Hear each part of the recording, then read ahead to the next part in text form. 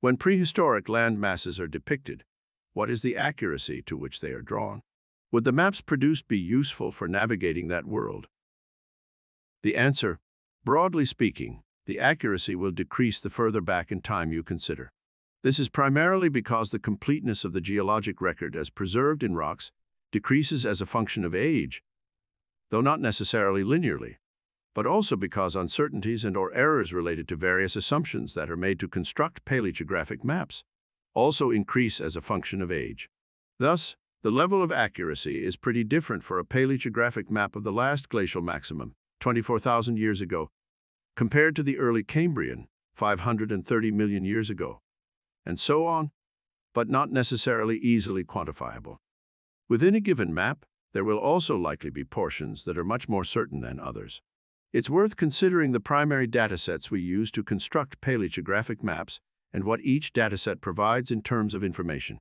The base for virtually all paleogeographic maps are plate tectonic reconstructions, i.e. at a given time, where individual tectonic plates were, what shape they approximately were, where their continental and oceanic components were, and what rate and direction they were moving.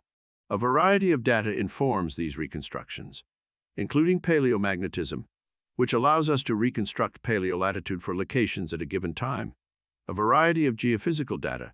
It's increasingly common to use seismic tomography to reconstruct subducted slabs and undue subduction to aid in reconstructing ocean basins and other geodetic data for more recent reconstructions. For recent reconstructions, the current long-term average plate rates can be extrapolated backwards reliably for 10 seconds of million years. In addition to tectonic reconstructions, the type rocks of a given age in a location can also provide context, e.g., rocks that are diagnostic of nearshore depositional environments provide context that at the time those rocks were deposited, the coastline was near that location, etc. What this means is that for most paleogeographic maps, at least within the Phanerozoic and into portions of the Proterozoic, the broad locations of continents and their first-order shapes will be broadly correct and probably in roughly the right location, in the sense of latitude and longitude. In certain places on these continents, there might be higher levels of certainty of the location of the coasts and things like major rivers based on the rocks that are preserved. Similarly, large mountain chains will be approximately in the right place, but many of the details of them, e.g. their exact widths, heights, etc., will be only relatively constrained. Lots of fine-scale details would not be preserved, some of which might certainly impact the utility of maps for navigation.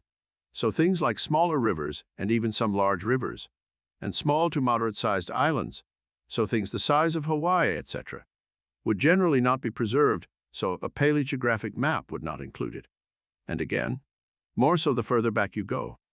Finally, when considering paleogeographic maps, it's also important to realize that there is a fair amount of artistic license taken in many cases. A good paleogeographic map will use as much of the available data to constrain as much of the paleogeography as possible, but there will still star of unknowns, so choices have to be made. Follow this channel for more Santa Explains.